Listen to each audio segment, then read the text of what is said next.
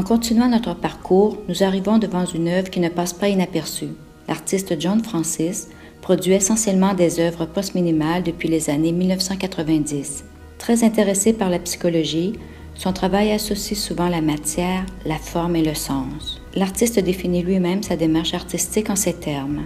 Le point de départ de toutes mes créations minimalistes est l'espace, mais un espace symbolique, celui qui s'inscrit dans l'esprit comme un vide.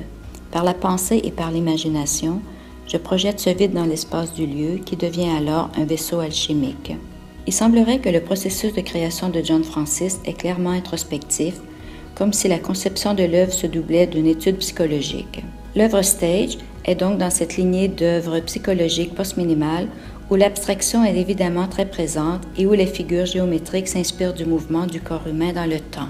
En effet, lorsqu'on lit Stage de gauche à droite, les 4 morceaux constituent l'œuvre évoquant un corps humain dont la mécanique est en mouvement perpétuel. Bien qu'elle soit construite en matériaux durs, cette sculpture dégage une impression de mouvement et une fluidité rare pour une œuvre en plan. D'ailleurs, l'inspiration pour cette œuvre est venue en partie de la conjointe de l'artiste, Christiane Hensley, et du nu descendant l'escalier de Marcel Duchamp, une œuvre datée de 1912. Il est vrai que le découpage du corps humain en sections géométriques de John Francis fait écho à ce tableau de Duchamp qui a toujours été une source d'inspiration pour son travail.